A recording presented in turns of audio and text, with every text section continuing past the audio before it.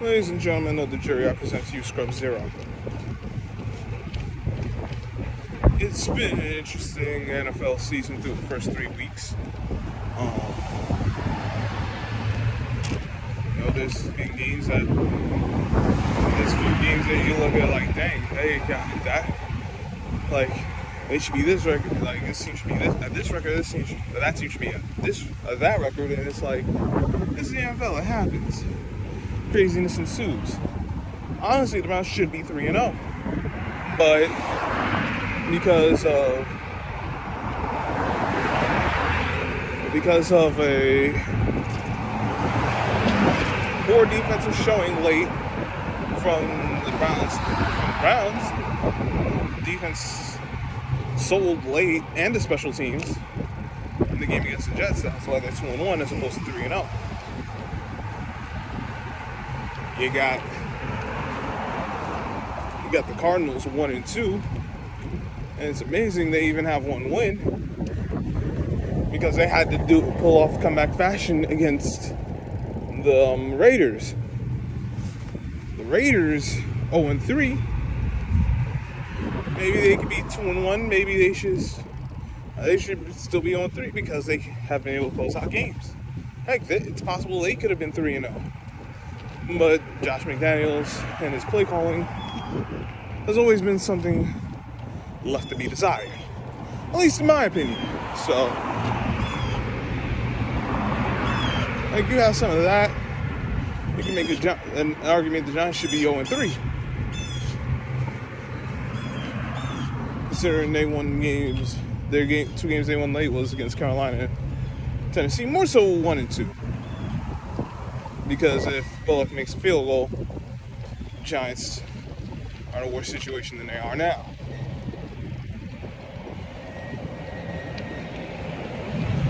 So,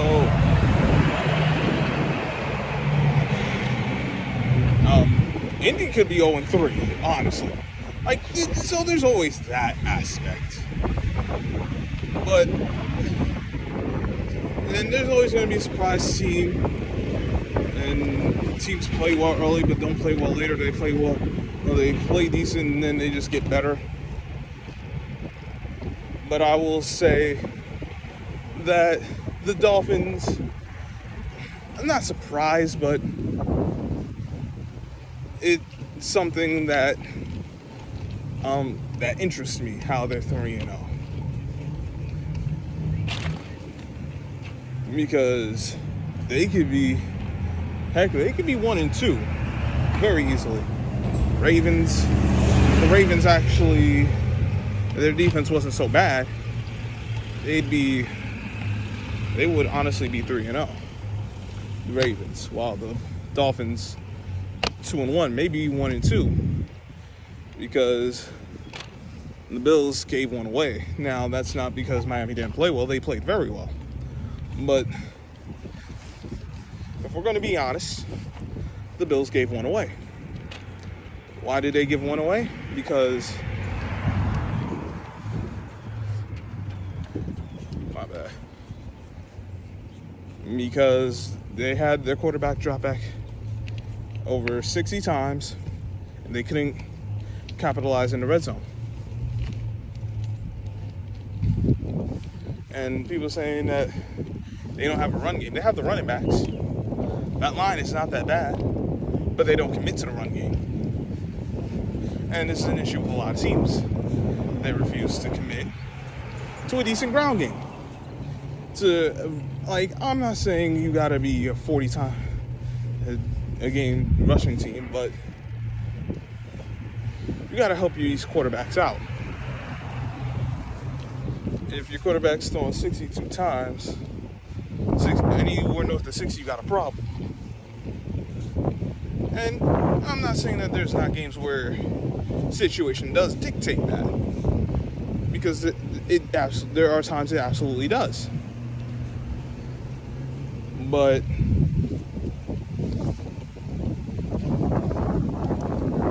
that was not a game. I know Miami has a good defense, damn good defense, but you can't convince me that Josh Allen throwing 60 plus times in that game was the right way to go about it.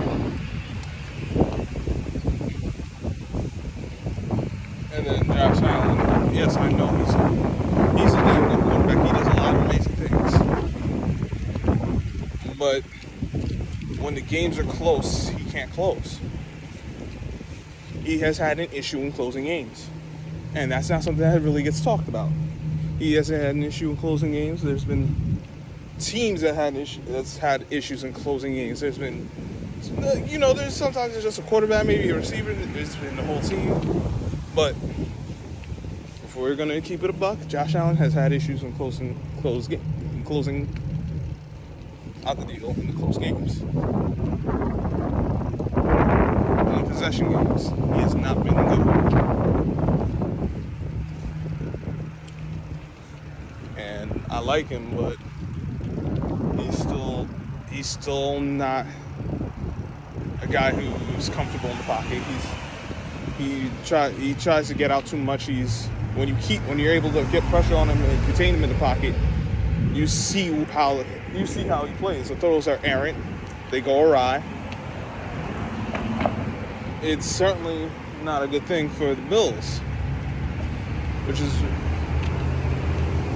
why there's no reason for them to be throwing 60 times. They should be running the ball all right, we know the Bills like to pass, but say you're getting about 65, 70 snaps. Okay. Can you give your backs 25 carries? If you're getting at that ratio, if you're getting like 65 plays, can you get them 25 carries? I'm not even asking to get as close as 50-50, but can we get 25 carries out of 65 plays? And I know some of that's going to be Josh Allen scrambling, but can we try to get the backs 25 carries? Can we at least get them 20? Like that sort of thing. And it bugs me out. Like Patrick Mahomes, he's got the same issues Josh Allen has. You keep him in the pocket. He's not the same guy as when you let him roll out and run free. Keep him in the pocket. Keep the pressure him inside. Like get the pressure on him. Contain him. He's not the same guy as when you let him roll out and go free. He's just not. And then we know he's soft too. We know Pat Mahomes is soft. You saw on Sunday. Eric Bieniemy got in his face, and Patrick Mahomes was ready to take his ball and go home. And if you're going to be that soft, you got no play. You're not going to have a chance when you take on the better teams. Because if I know I can get in your head like that,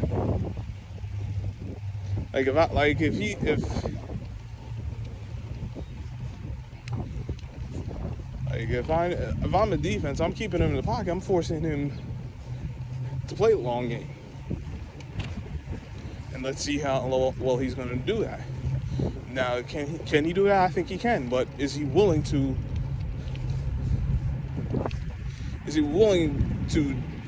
take the nickel and diming and not scramble out the pocket all the time? If he has to be forced to throw in the pocket, can he make the plays necessary? Can he hang in there and keep his composure, keep his poise, and make those plays? And we've seen him struggle with that, as opposed to Lamar Jackson, who's actually done a very good job in the pocket. And he could throw outside the pocket too. But if you see how Lamar Jackson playing, he's playing amazing. He's doing his thing.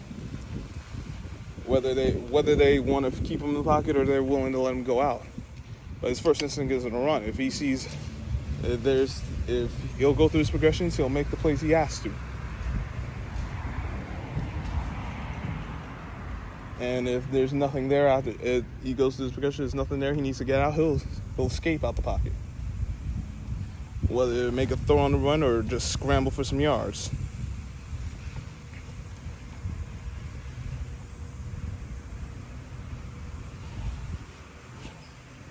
I have to say, Trevor Lawrence has played well. It took him a while to get the offense going, but now he's in rhythm. It's going to be interesting to see how he does against Philly's defense, because that'll be the best defense he's faced to this point. They got the corners to match up with the receivers, and they got a good defensive line. But almost not him. Trevor Lawrence has played well.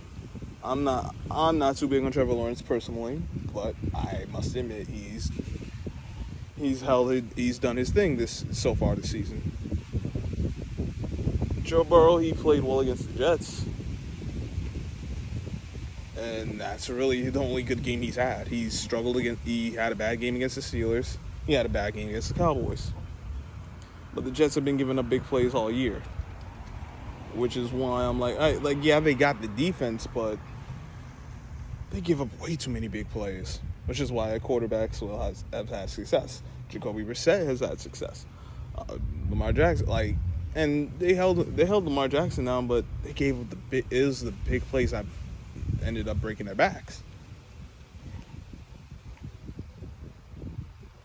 But Lamar Jackson wasn't impatient. He wasn't forcing throws. He took his time. He lived to see another down. So, I like what I've seen from him. Kyler Murray played well in the game against Las Vegas, the Raiders. When they were down, he just took it into his own hands. And like HJ said, him and Kyler and Kingsbury, they're gonna have a fight. This combination isn't gonna work on. It's been a bad combination since they've been together. It's only gotten worse, and from the look of it, it's going to continue getting worse. They can't beat the Rams. They can't beat the Rams for nothing. But that offense, and Kyler Murray, there's things he has to do better, of course, but a lot of those problems stem from your head coach who calls the plays. It was Kingsbury. He was not ready to be he's not a head coach. Not in my opinion. He wasn't good in college. He's not good in the NFL. And now they're not even getting off to a fast start. So it's about to get late. It's going to be over early for them. And Justin Herbert, my question is, can he close? Can he make the plays late in the game? But I like what I've seen from him. Only issue is now that he's injured, and he's stuck with a coach who can't tell his own head from his own backside. And Brandon Staley. Oh wait, what am I talking about? That's the best coach ever. Now that's sarcasm. It's Brandon Staley's been awful. And the offensive coordinator for their team has not done Herbert any favors either. But there's a lot of teams that haven't done their quarterbacks favors, and there's a lot of quarterbacks who just got to be better anyway. Derek Carr, we know what he is. I think we're at the point he is what he is. He's not the guy you want carrying you, but you know that you gotta run the ball to help him out. Josh McDaniels won't do that because he's a moron. He does well in New England, but he hasn't done well anywhere else. He honestly shouldn't be a head coach, especially after not only getting caught for cheating, but reneging on the Colts job. After that, I wouldn't even. I'm like, nah, I would not interview that guy. Forget hiring him. He's not even getting an interview at that point. So, do I have faith in him? No. That's not in the head coach. Derek Carr, he is who he is. Jimmy Garoppolo, he is who he is. You don't want him throwing the ball. You want him literally just being a complimentary piece. Not even less than managing the game. You just want him to hand the ball off. Maybe make an occasional throw and not screw it up. But he's not going to get you where you need to go. And there's just those different levels of QBs. You got guys like Pat Mahomes, Josh Allen, Lamar Jackson. Then you got guys. Then you got guys like Tua straight. Just I'm not too big on him, and because he can't really throw the ball down the field. But the other thing is he can't stay durable. He's not healthy. He can't stay healthy. Mac Jones is similar, but I think Tua's better than Mac Jones. Not that that's really saying much. But Mac Jones is the kind of guy you need to have the team around him for him to be successful. And if you don't, he's going to struggle. Now, he's got an ankle injury. I don't know what his status is going to be. Because I've been paying attention too much to their team. I know he's banged up now. You got guys, like, there's different tiers. You got those kind of guys. There's the guys like Jacoby Brissett. And that all right, are they superstars? No, but I think they're better than like Tua and Mac Jones, that you can actually make something happen with them if you have the team around them. Like, yeah, like, of course they need help, but if you actually make sure you put the team around them, they'll make the plays they have to. Jacoby Brissett will throw the ball down the field. He's not afraid to do that. He knows where to get the ball, how to get the ball down there. So, like, that's a guy. All right, is he a superstar? No. Would you call him a franchise guy? Maybe not. But if you have him on your roster, especially if he's a backup, I think he should be starting. Like, he should be on a different team as the full-time starter. But he's the kind of guy, if you have him as a backup, you're not worried because he can run the offense. He knows where to go with the ball. He knows when to hand it off. That's the kind of guy. That's the kind of guy I like. If I can't get one of the top flight guys, that's the guy I'm looking at. I'm like, Jacoby Brissett. Can I get a Jacoby Brissett? And he's played very well. Then you got guys like Kirk Cousins who are too up and down. Like, we know that they're not that great, but they'll have a flash. Or they'll have some games where they look amazing, and then next thing you know, they look like trash. And then you got guys like Baker Mayfield, Daniel Jones, who are just guys who really, if you don't have everything going for them, they're not going to do well. They're just not. And you have to have everything perfect for them to have success. Like, they need to be elevated by their teams. They can't elevate their teams. They're not guys who can play up to their teams. They need to be carried.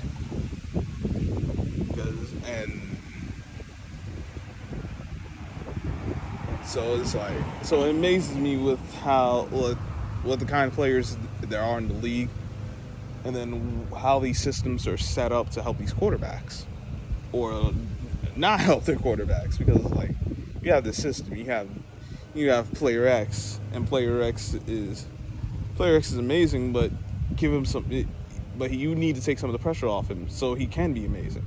Like, he'll be amazing if he's not, but let's make sure we keep him that way. All right, you got player Y. All right, we know we need to help him out, but player Y can still make a play if need be. And we know what he is. We're not going to overvalue him. We're not going to undervalue him either. And we're going to run this system. We're going to commit to this style of play. And we know we'll keep the game close, or we'll get a lead, even if we're behind. We'll be in position to win the game late. And player Y can make that play because we set everything up with that. He's not as great as player X. He can't carry a team that's floundering. He's not, like, we can't just put the ball in his hands 40, 50 times, but we give it to him 30 times, he'll make it happen. And then you got player Z, who, if we see anything more than, there's player Z. All right, give him 20 to 25. we got to run exactly that system. If we need him to, we might be able to get him a 40 plus time a game, a 40 plus attempt game, but we need to play this specific style because we know that doesn't help him, it doesn't help our team. And if we try to make him that, it's just going to make us look bad. And then you got the rest, who you don't even want to see. If they're passing it anywhere north of 15 times, you just want to cover your eyes and pray it doesn't come to that. At least that's how I see it. I know this one ran long, but I just had to bring all these things up because you got these quarterbacks and these teams, and a lot of teams don't know how to utilize their personnel. Not just at the quarterback position, but at the other spots. You use your team. It's not one guy does not make a team. If you actually utilize your team, a lot of these teams that have struggled would actually do better. But then a lot of that's also on the players because the players want less practice time, and look at what the product on the field is. Trash. All right, it's exciting, but is the quality really better? No. And anyone who thinks it is, you're stupid, and I'll smack you with a raw fish if I need to. That's mean, and that's just what it is. Oh well. But until next time, I'm gonna let you guys go. I've held y'all here long enough, way too long, honestly. I got some stuff I need to get taken care of, so make sure you hit the like button, share the video, subscribe if you're new, hit the notification bell so you don't miss any of the posts. Shout out to my guys, definitely Livewire Sports and Entertainment. Welcome to HDTV, CX Jose Rodriguez, Lobo, L0B0. Who else? Who did it this time? And there's a lot of people. Casino for Life. There's a lot of people who I've knew's been cool, and they've done their thing. I can't name everyone. Jeff Bone, the Bonehead, he got some funny stuff.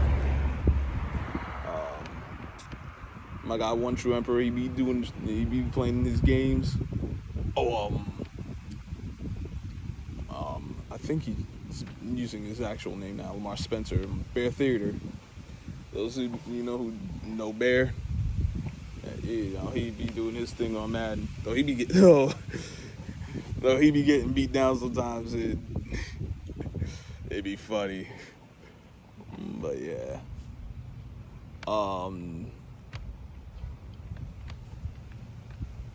Definitely not him. I'm remembering the username right. Blue Hedgehog Man 17. Shout out to him. He be doing his thing with all his uploads with the games. Retrospective Greg, if you're looking for some retrospectives on old games or few series, whether it be like Naruto or Bleach, you could check him out. Somewhere Past Never, he's pretty damn dope too. So, like I said, if you're interested in some of that stuff, that's more on the anime side, though. The last two I mentioned, but if you're interested, go check them out. They got some good stuff. And until next time, I hope everyone's doing well. I'm Scrub Zero. I'll catch you on the flip side.